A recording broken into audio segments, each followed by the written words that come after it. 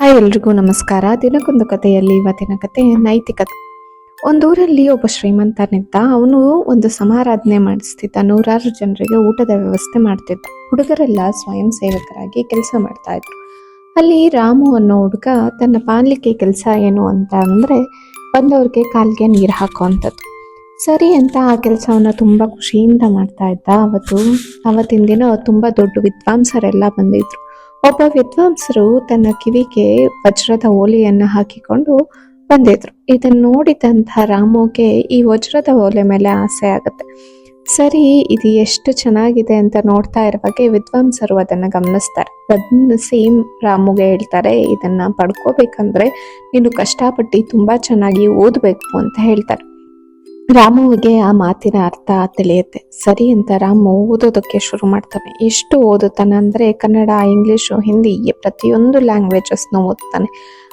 ಅಷ್ಟೇ ಅಲ್ಲದೆ ಎಲ್ಲ ಧಾರ್ಮಿಕ ಗ್ರಂಥಗಳನ್ನು ಓದ್ತಾನೆ, ನ್ಯಾಯದ ಬಗ್ಗೆ ಓದ್ತಾನೆ, ಅರ್ಥಶಾಸ್ತ್ರ ಓದ್ತಾನೆ. ಹೀಗೆ ಪ್ರತಿಯೊಂದು ವಿಷಯದಲ್ಲೂ ಆಳವಾದ ಪಾಂಡಿತ್ಯವನ್ನ ಕಲಿತಾನೆ. ಎಷ್ಟೇ ಓದಿದ್ರು ಅವನಿಗೆ ಜಂಬ, ಗರ್ವ ಅನ್ನೋದು ಮಾತ್ರ ಬರಲ್ಲ. ದೊಡ್ಡವನಾಗಿ ಇನ್ನೇನು ಮದ್ವೆ ವಯಸ್ಸು ಬರುತ್ತೆ. ಮದ್ವೆ ಕೂಡ ಅವನಿಗಿದ್ದ ಪಾಂಡಿತ್ಯಕ್ಕೆ ರಾಜನ ಸಭೆಯಲ್ಲಿ ಅವನಿಗೆ ಒಂದು ಒಳ್ಳೆಯ ಅಧಿಕಾರವನ್ನು ಕೂಡ ಕೊಡ್ತಾರೆ. ಜೊತೆ ಒಂದು ಮನೆ ಕೂಡ ಕೊಡ್ತಾರೆ. ಆದ್ರೆ ಆ ಮನೆಯನ್ನು ಅವನು ತಿರಸ್ಕರಿಸಿ ಕೆಲಸವನ್ನು ಮಾತ್ರ ಒಪ್ಕೊಂಡು ಕೆಲಸ ಮಾಡ್ತಾ ಇರ್ತಾನೆ. ಹೀಗಿರುವಾಗ ಒಂದು ದಿನ ರಾಜನ ವಿರುದ್ಧನೇ ಒಂದು ಕಂಪ್ಲೇಂಟ್ ಅನ್ನೋದು ಬರುತ್ತೆ.